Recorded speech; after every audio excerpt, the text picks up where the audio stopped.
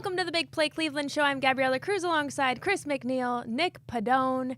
It is cold outside, but I'm a little toasty today in the studio, guys. And guess who else is heating up? Our Cavaliers continuing their hot streak, 31-4. This is tied for the 5th best record at this point in a season in league history. So that is something to be cheering about. Brownies, not so much. Happy probably to have that ending. We can talk college football playoffs. But how you guys feeling? Well, first of all, on the Cavs, what a West Coast trip for the Cavs. They went 4-0 on that trip.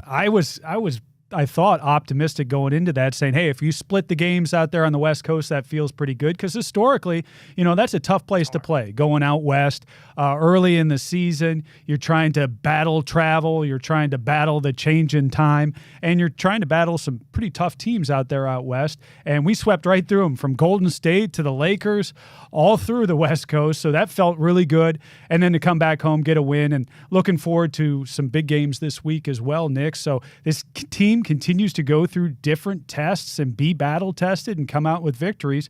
31-4 as we sit right now. That's fantastic. Thank goodness for the Cleveland Cavaliers after how tortured we were with the Browns all season long. And I think everybody at this desk wanted to see the Guardians season at least go on a couple more weeks or a month longer to play in that World Series. The Cavs have been the ultimate saving grace, and they're starting a season hot. And, being a good regular season team, that's different from what these Cavs are doing. They're playing good, solid, playoff replicatable basketball right now in early January, and that's just awesome. We talk about it every week. It's just so refreshing to see a new guy on the Cavaliers be the leading scorer every night. They're such a hard team to bet on if you do player props, because you never know whose night it's going to be, and that's exactly what you need come playoff time. So the Cavs really have been the savior of Cleveland sports in late 2024, early 2025. And then for the Browns, thankfully it's over. Nick, we it's made over. it all the way through. It is done. For the New England Patriots, we've got the number 2 overall pick. So it was really a good weekend for the Browns as well.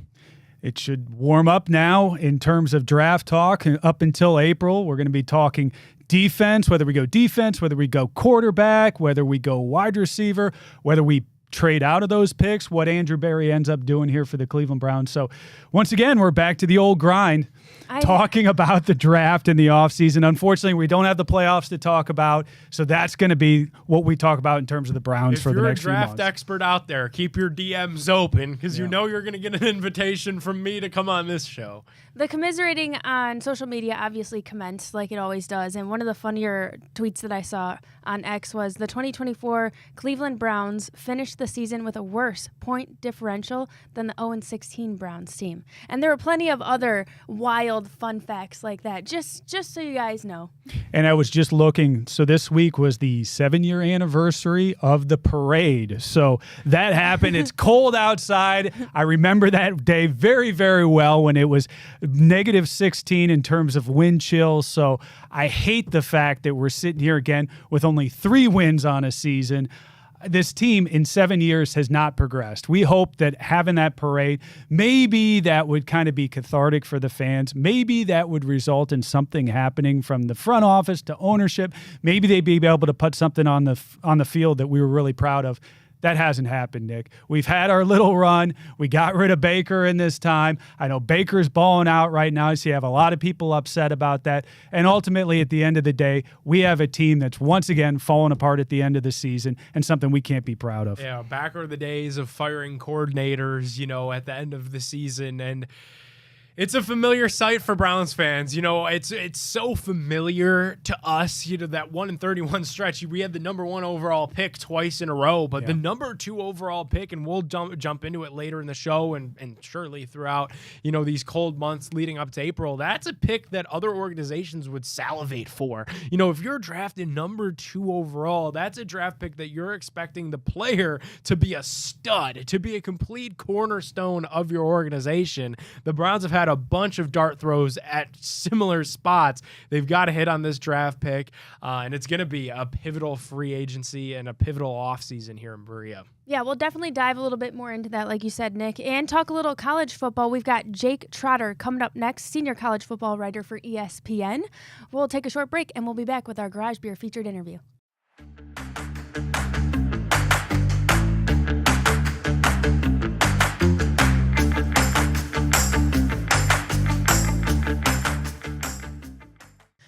Welcome back to the Big Play Cleveland Show. It is time for our Garage Beer featured interview. We've got our special guest, senior college football writer for ESPN, Jake Trotter, of course, friend of show. And we'll dive into those Buckeyes, but the college football playoff semifinals this week. How about just who has impressed you the most? Ohio State. They are clearly the best team. I don't know if they're going to win the national championship, but I think through the first two playoff games, they've proven to be the most talented, the best team. I said it before the playoff. If they play their A game, nobody can beat this team. And that's what they're doing right now. They have a gear that they can get to that nobody, including Texas, including Notre Dame, Penn State, can match. And all year, it's just been a question of Ohio State finding that gear. And for whatever reason, I don't know what happened in that Michigan game. I was there. It was perplexing. The whole game plan in the second half was just completely difficult to understand. But I think they've learned from that. They realize who their best player is offensively. He's a freshman, plays wide receiver, and they've been getting him the ball, and that's been setting the tone. And nobody can stop that guy or really the entire offense. So, and oh, by the way, Ohio State might have the best defense in college football as well. Three good teams left outside the Buckeyes, but I think they are the overwhelming clear favorite to win the national championship. Let's talk a little bit about Texas. What do you see in this matchup? How do they match up against Ohio State? Well, Texas is big up front. They are physical. They've got really good linebackers. Anthony Hill is about as good as it gets in college football. He makes a ton of plays. Offensively, Sarkisian's been trying to build an offensive line that can compete in the SEC, which means they've gotten a lot bigger up front than they were in their, Big 12 heyday. So they can mash a little bit. You look at their playmakers and, Gunnar Helm, their tight end, is excellent. They've got some different receivers that can make plays. Isaiah Bond, the Alabama transfer, he played in the playoff game. You wouldn't have noticed it because he didn't put up any stats. He had been banged up. We'll see if he's healthier for this game. So they've got a lot of different playmakers, but no one that terrifies you the way that maybe Bijan Robinson did when he was there. So physical, fast. They've got as many athletes as you could possibly want. Quinn Ewers, who Ohio State fans are familiar with. Talented. I think there was some buzz early on in the year about him being a first-round pick. I don't think, and I didn't think then talking to scouts, and I certainly don't think now that he's of that level, but a very good college quarterback. And seems like he is playing better. He was excellent out of the gate. He was awesome in that Michigan win in week 2. Texas scored 31 points in the first half and should have had 38. They had a touchdown pass get called back on holding on their opening drive. He gets injured, and since he came back and replaced Arch Manning, really hasn't been the same. But you saw late in the Arizona State game him make some plays that kind of reminded me of the best of yours. So, it's going to be a challenge. I think that physically, this team in Michigan are a cut above anything that Ohio State has faced this year. ESPN national college football writer Jake Trotter is our guest. Jake, for obvious reasons, we've talked a lot of draft on today's program. Jeremiah. I wonder why. Jeremiah Smith is a player whose name gets brought up quite frequently. Where would Jeremiah Smith be drafted if he was allowed to come out this year? Number 1 overall. Wow, that's amazing. As a freshman, he reminds me of. So I in my time covering college football, and he was a little bit before my time, but Adrian Peterson at Oklahoma, who as a freshman out of Texas, he could have gone to the league right away. And I think in 04, running backs were viewed differently. In the 05 draft, Adrian Peterson would have been a top 5 pick. And, he dealt with injuries the rest of his career. I think he's still in the top 10, but maybe a little bit later. But just physically overwhelming.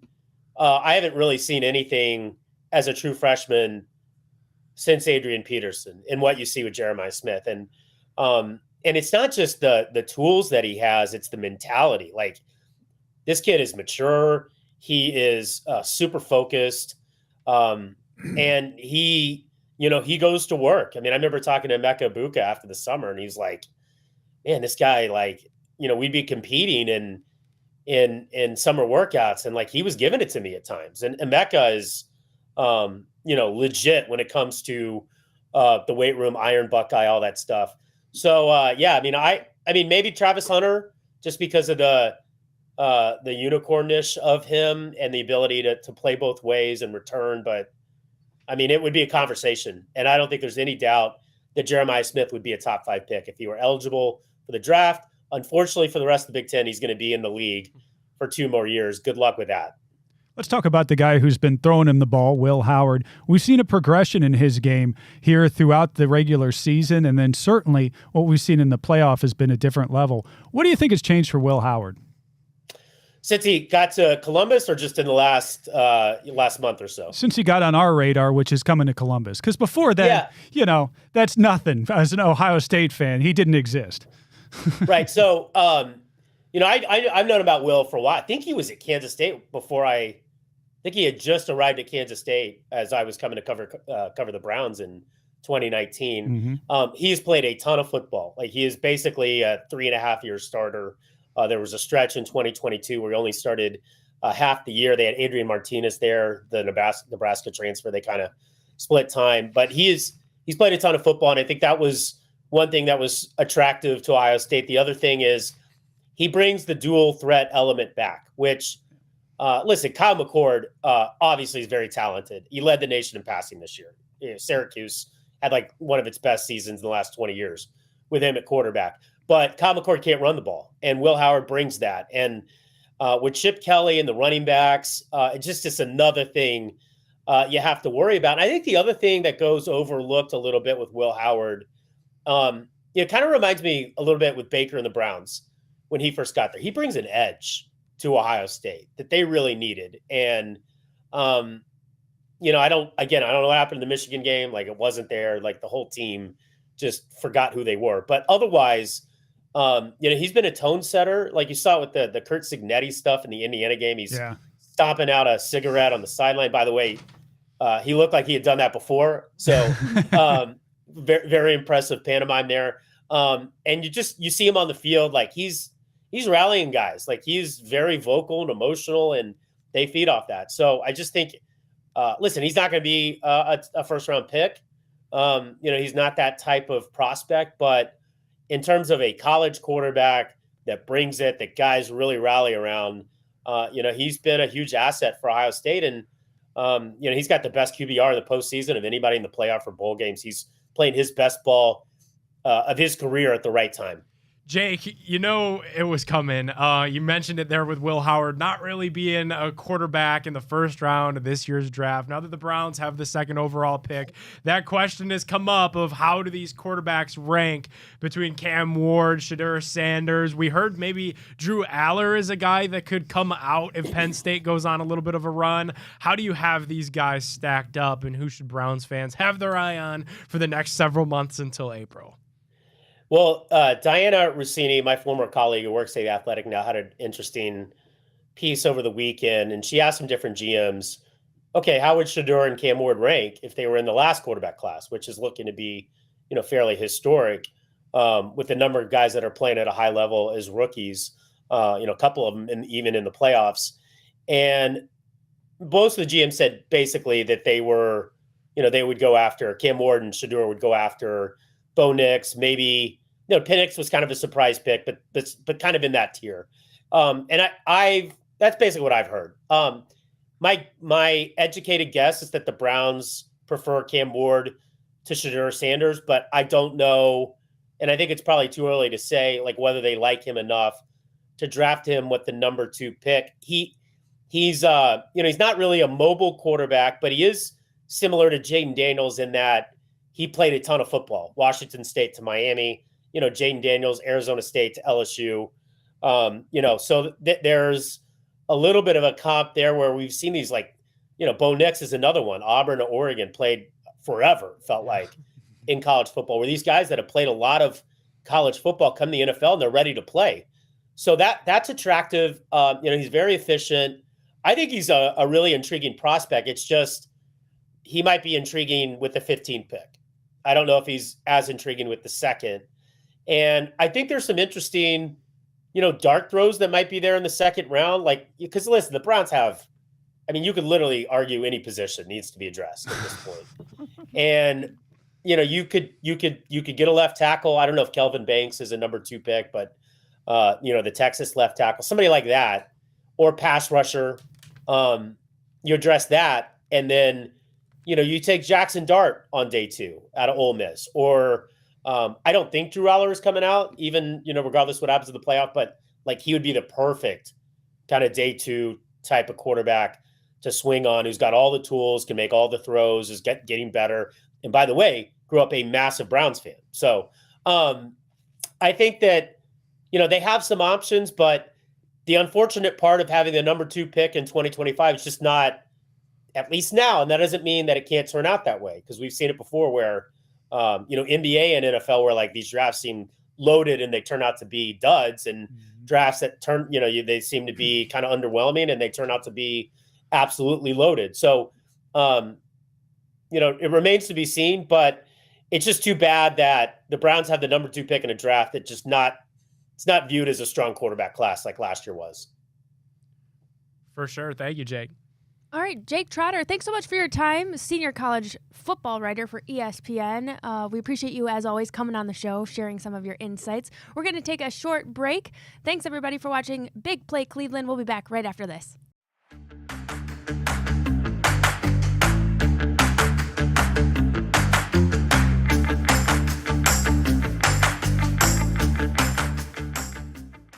All right, welcome back to the Big Play Cleveland show. It is time for our Cleveland headlines. We'll start with dissecting this Ravens-Browns game, 35-10. Your initial thoughts? I mean, does it really matter? Is this everything we expected? And just your overall emotions. The tank was on. The Bailey Zappi Bowl.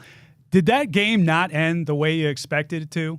You had a team that didn't want to be out there. We go out there, we get our butts kicked, and then somehow, inexplicably, we end up in victory formation at the end of the game, right? To end the season. We throw an interception to a nose tackle. It's just like, what are we doing as a Cleveland Browns organization right now? We can't get anything right. We did get this one right, though, because we needed to tank, and we did tank, and we ended up moving up from the number 3 pick to the number 2 pick. Thank you once again to the Patriots. So, ugly game. I'm glad this season's over. Ugly game, but also proof that incentives have to be real. Jerry Jeudy set the Browns single-season record for receptions with 90.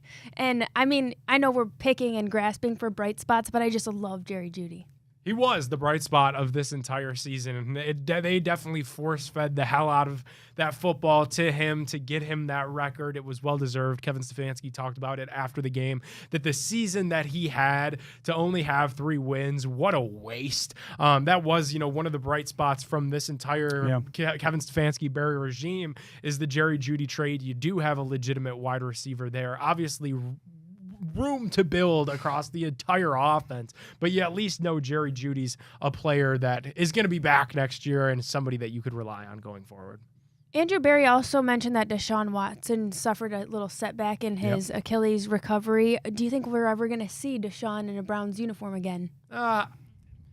As the third emergency quarterback on the sideline is when we'll see DeShaun as the Browns quarterback. I think because of that contract restructure, he's going to be back next year, and I guess that technically means in a Browns uniform. I'll tell you, I'll answer it this way, Gab. I don't think we ever see DeShaun Watson on the field for the Cleveland Browns ever again. When do you ever see a general manager come out in January and say, hey, our quarterback that we owed all this money and we just did the restructure last week, he's already got an injury, again, a setback. You never see that happen.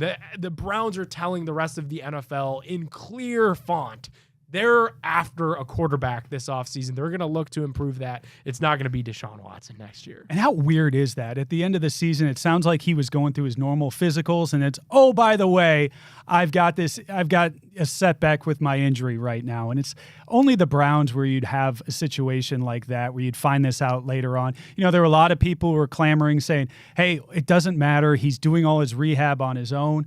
Well, now we find out when we're not really checking in, the kind of surprises that can result, and that's what happened here. And it's just another thing where I question what the Browns are doing with a guy, and especially an asset like that who, at least presumably you thought was going to be out on the field at some point next year. I don't think he is. I think doesn't behoove either side for him to be out there. Sure. I think the Browns have taken out literally an insurance contract on this. I don't think DeShaun Watson wants to be out there. I think he'd rather be doing TikToks and everything else rather than be out on the field. So I think both sides, if he says, hey, I'm injured, I can't play, I think that's good for both parties. Yeah, I mean, it came out, Cleveland.com and ESPN both reported that, he's willing to come back and wants to play next year because he wants his payday. And they said that he would be best fit if given full control of the offense. Well, we know that's not happening because the Browns fired Ken Dorsey, who was supposed to be the guy that gave DeShaun Watson full control of the offense. This entire last couple of days feels like the Browns are finally taking the needed steps to take their organization back from DeShaun Watson, and that's what's smartest. The only path forward from this thing is through this thing. We got to keep getting through it. They owe him a ton of money, but his days are numbered here in Cleveland, guys. You mentioned Ken Dorsey, also Andy Dickerson fired. Where do they go from here? You see Stefanski taking back the play calling? I would think so. Yeah, I definitely think so. I thought, Ken Dorsey was a little bit of a scapegoat. I think they were trying something there in the middle of the season to hand over that play calling. Just so happened to coincide with Watson kind of moving on. I don't think Ken Dorsey was really looked at somebody who is long-term going to be able to hold on to this position for the Browns. I really think that he was a Band-Aid for us to see if we could get anything out of DeShaun Watson. If that would have happened, then maybe he sticks on. It didn't happen, so you kind of move on. Yeah, it was a last resort. And obviously the offense didn't fit the players. And it was so nice to see Joel Bitonio, Jack Conklin, some of the vets that have been around this league, been around the block, take the gloves off. The gloves came off when they met with the media after the season. And Jack Conklin put out there in plain English and said, hey, we are a wide zone team. Yeah. What we were running all year didn't even make any sense. Firing Alex Van Pelt never made sense last year. Everybody tried to apologize for it. They hired Ken Dorsey and everybody said, well, he's going to bring fresh ideas. What we ended up with was some weird hybrid mashup of his offense with Kevin Stefanski's offense, and nobody knew what was going on all year long. Happy trails to Ken Dorsey. These guys keep finding ways to get jobs, but it's for the best that we. Alex Van Pelt, he's out there now. He's out there again. Thanks to the Patriots' victory there. Jared Mayo is gone, so is his staff. So now Alex Van Pelt, he could come back to the Browns. What are your thoughts on that? I'd be open to it. I mean, and with so many things being floated, like Aaron Rodgers was a quarterback option that was floated around to the Browns. The last time we saw Aaron Rodgers play playoff-worthy football was with Alex Van Pelt as his offensive coordinator. So who knows? Maybe a happy reunion here in Cleveland for those two. It'll be an off-season, I'm sure, of breaking down those sorts of things, and the quarterback search, the offensive coordinator search, who will call the plays, the usual off-season questions here in Cleveland. Do you feel like the players were maybe a little more confident in sharing their true thoughts because they knew they didn't have to go back into the locker room and prepare for another game with that kind of awkward tension? Like, it was kind of a little refreshing to hear the honesty. I think they're kind of sick of it, too. These are veteran players. These are players like Myles Garrett, who's looking at the back half of his career right now, what he's going to do next. And he wants to be on a contender, and I really believe that. And same thing with those guys. So they want their input in the direction that the Cleveland Browns are going to take. And right now, that direction is cloudy at best for what the Cleveland Browns are going to do. I think next year's already a lost year. I think a lot of that feeling is there in the locker room. And these veterans are going, okay, well, what am I going to do? Where do I fit into another rebuild? And I don't know if I do. Right, and that's exactly why you see guys like Joel Bitonio, Myles Garrett saying what they're saying publicly. It's all positioning. Those guys are very calculated with their statements because who knows? Why waste away your prime if you're a Myles Garrett and you're friends with LeBron James, you're friends with Joe Thomas, guys who you've seen have great primes in this city and two vastly different results. LeBron almost wasted his first time around, and then he came back, won a championship. Joe Thomas went to the Pro Bowl every year, played every snap, and has nothing to show for it. So I think those guys are very understanding of what's at stake and of what direction they need to see the organization go if they're going to stay in Cleveland long term. Myles Garrett should just go into ownership and be like, I don't know what the problem is here. I've owned the Cavs for only a few years. Look at where we're at right now. We're the best team in basketball. We're at 31-4. We're leading the East. We have nothing but up and arrows all over the place. What's going on with the Cleveland Browns? This ownership thing should be easy. We should just start talking about the Cavs, honestly, on that note. We did extend that win streak to 10. Second 10-plus game win streak of the year already, and we talked about that sweep on the West Coast. Any other Cavs thoughts, or maybe a player that has surprised you? I think it's just the continuation of what we've seen. You see it go through the West Coast now. Every time anybody nationally says, yeah, but have they beaten anybody on the road? Yeah, but have they beaten anybody? And we continue to answer those questions. And, this week we're going to see another one of those questions get asked with OKC. We got them coming to town. That's going to be a tough battle. You got the number one team in the East versus the number one team in the West. And that's going to be really a good litmus test for where this team is. Kenny Atkinson has done just a fantastic job. I think the chemistry is sky high for this team. Even teams like Charlotte that we should beat, we go in, they come in here, we blow them out at home. That's good to see. Not only are we beating the good teams, but we're taking care of business, winning our last 10 games by 10 points each. It's just incredible the run that we're on. Kenny Atkinson, major props. I just want to see this momentum continue for the Cavs. Yeah, got to keep it going for sure. Did you guys see that social media video of at practice? They were celebrating him with the back-to-back Coach of the Month honors, and it's just really cool to see that chemistry in motion. To your point, Chris, it feels like they're just so on his side, and he has such a good hold of the team and camaraderie there. And he was even like, you guys know I get emotional. Like, they're just so, you can see that whenever everyone says that cliche about players coach, it really is true. Yeah, and I mean, he's playing a brand of basketball that's matchup proof. To Chris's point, the national media made so much out of the road games or which teams have they really played. I mean, it's 2015 Golden State Warriors-esque because you could play anybody any night. They play the same way. It doesn't matter who the opponent is, and that's why they've been so good. So the Cavaliers are playing match-proof basketball right now, and it's a lot of fun. All right, let's take a short break. We'll be back with more Big Play Cleveland right after this.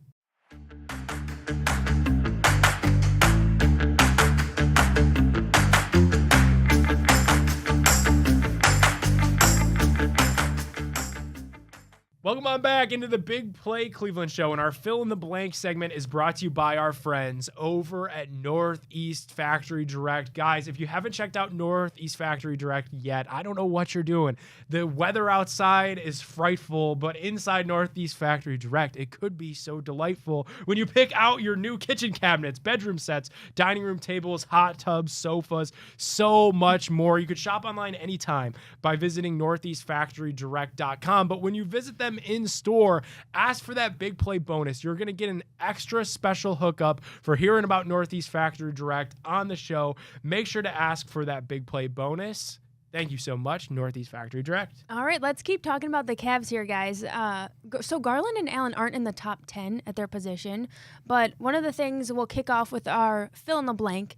The Cavs should have blank All-Stars this year. I think we know who we think is obvious, but I like the core four. I like all four of those guys. I know nationally you're not going to get all four of them in there, but I think you look at the record of this team, the fact that we're number one in the NBA, we're number one in the East, then we've got to get our unfair share of guys in there. And you've got four guys that are playing at a very high level right now with Donovan Mitchell, Evan Mobley, Garland. I'll tell you what, Garland does not get the respect he deserves as a point guard nationally at all. And he's somebody who I look for to hopefully get a lot more of that recognition on a national standpoint, and then Allen as well. So I think those four, for me, I think they should be there. Will all four get there? I don't know, but I think that's where we're at. All-Star voting is so broken because I just know already that in a couple weeks we're going to be sitting in here mad that one of these core four didn't make it. But when you look at where they all rank based off their positions, they all should be NBA All-Stars. And I definitely think at least Darius Garland, Evan Mobley, and Donovan Mitchell, it's so hard for the center position to find their way into an All-Star game. But Mobley certainly deserves that love. The fan voting, the way that it works is just so stupid. It is. How about the Cavs Thunder matchup Wednesday is gonna be? Is this going to be like the Cavs Warriors that we saw back in the day, right? Like it, 2016, back in those battles. It's great to see. It's nice to have somebody who is an opponent that you say, okay, that's the team we want to go at. We're going to see them twice in the next couple of weeks. They just came off of a big win over Boston. I think they're on a 15-game winning streak. We're on a 10-game winning streak. This is going to be a lot of fun. It's also going to be on a national stage. So we just talked about who we think is going to be all-stars for the Cleveland Cavaliers. We need those guys to perform like all-stars All-Stars on that kind of a stage so that everybody gets to see what we get to see night in, night out here in Cleveland, which is a fantastic team loaded with talent and 4 top-end guys in our starting lineup. This is the biggest game, not just for the Cavaliers so far this season. This is the biggest game in the association thus far this season. Cavs, Thunder, obviously the 2 top records in the NBA. The Thunder are coming off of a hell of a weekend. They beat the Knicks. They beat the Celtics. They're out for blood in the Eastern Conference the same way that the Cavs were out for blood in the Western Conference. I think a Cavs victory on Wednesday just feels so good because it's at home. You protect your home court again, but you do it against the top team out west. Then those NBA Finals discussions become so much more realistic and so much more fun because you would have beaten a serious top team in the NBA. As of right now, the Thunder at full strength. It would be a lot of fun. This is the real NBA Cup. They should retroactively give the NBA Cup to whoever wins this matchup because these are the 2 best teams right now. This is what everybody is looking for, and this is what the NBA wanted when they created the NBA Cup, was a matchup like this. Now you get it a little bit later. You get it into January. You get it on a Wednesday on national TV. I'm looking forward to it. The national audiences. You're talking about ratings being down. You need to put teams like the Cavs and the Thunder up there when they are good to bring those eyeballs to this product right now. And hell, give them that NBA Cup. I think that's what we should walk away with if we win on Wednesday. I'm with you on that. Hey, let's switch gears really quick. Back to college football playoffs. Blank needs to have a big game for Ohio State to beat Texas. Once again, Will Howard for me. I always look at the quarterback, and I think by extension, Ryan Day, Chip Kelly. We need to see that offense continue to hum. You know, in the last game, I came out and I said, hey, we need to be slinging it all around the yard. I know that conventional wisdom with old schoolers is that we need to run the ball, but really by our offense, if we've got it set up where we're passing the ball around the yard, we'll be able to run with Travion later on. But we need to establish ourselves early, and that's what we did in the first 2 games, and that's what I look for us to continue to do against Texas. And obviously, if the Buckeyes play that confident brand of football, that's their recipe. I mean, getting Jeremiah Smith the ball early and often has been a recipe for success for the Buckeyes. I'll go somebody a little bit different, and I'll go with Jack Sawyer on the defensive side. Get after Quinn Ewers, because in their playoff games thus far, we saw Texas score 38 points against Clemson, 39 points against Arizona State. If the Buckeyes could keep Texas scoring down while playing that Will Howard, Jeremiah Smith, Chip Kelly brand of football that has been successful for them offensively in the playoff thus far, the defense got to hold up their end of the bargain as well. That all starts with Jack Sawyer coming off that edge. It's nice to see the emergence of him, too. Yeah. Local guy down there in Columbus from Pickerington High School. Really, you know, he's been there for quite a few years and has really emerged over the course of this playoff. And I'm with you, Nick. I hope he continues that because that would be a big piece on defense for us to really rally around. Okay, more fill in the blank coming up. We're going to take a short break, and we'll be back with more Big Play Cleveland right after this.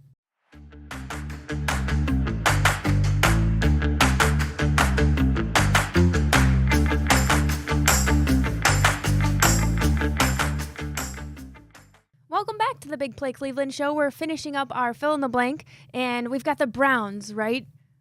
Who should we pick with the number 2 pick in the draft? Are we already setting our planting our flag right now for who we think the Browns are going to take at number 2? I'm pretty sure, knowing this regime, that we're going to try and trade out of that position.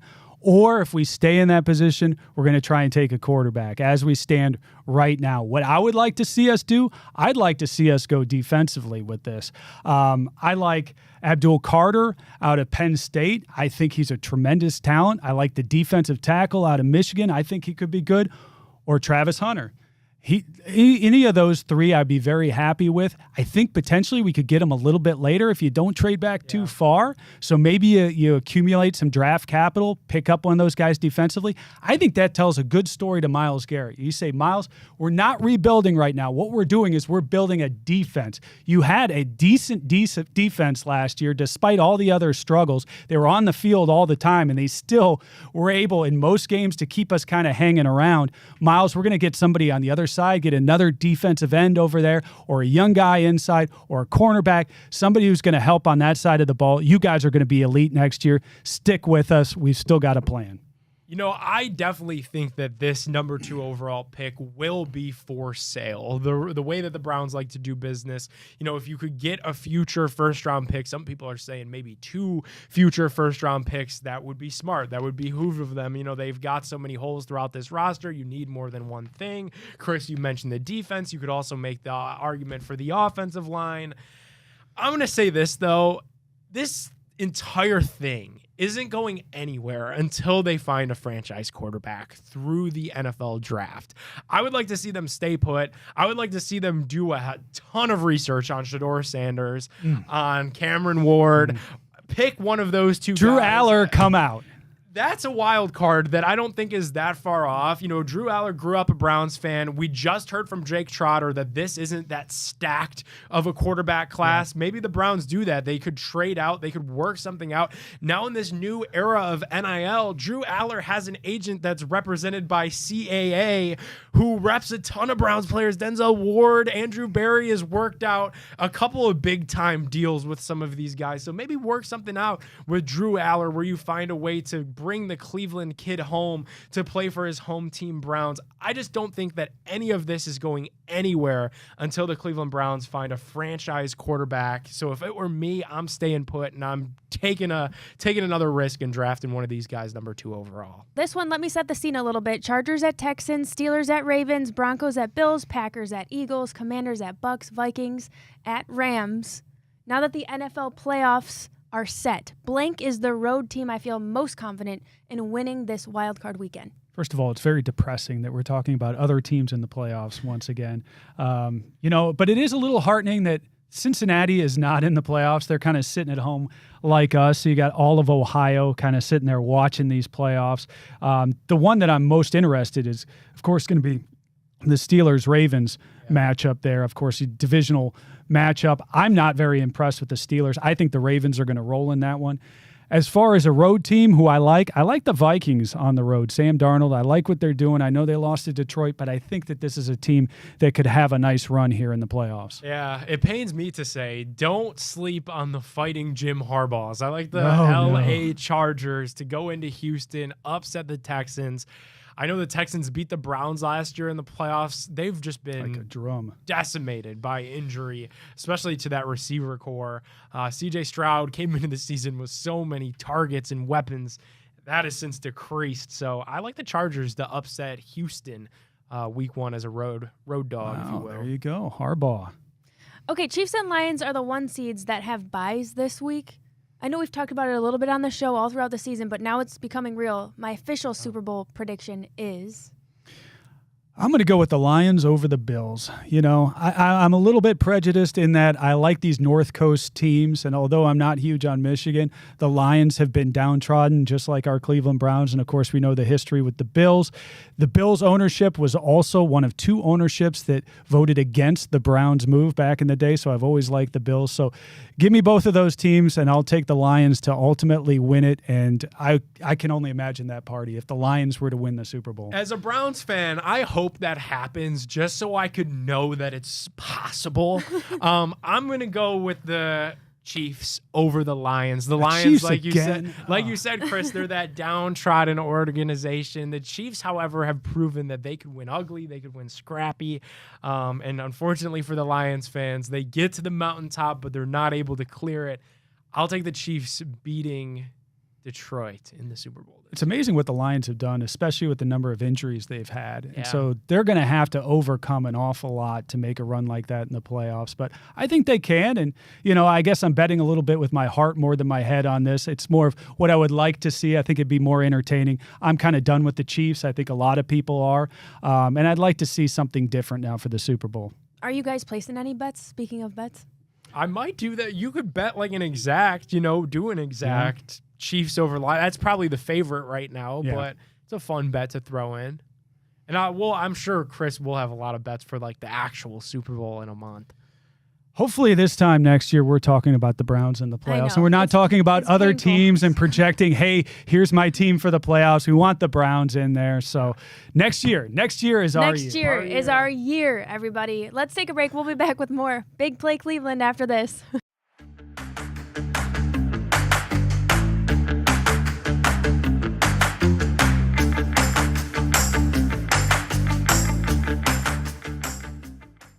back to the Big Play Cleveland show. It's time to kick off our Would You Rather game, and Chris has got to read for us.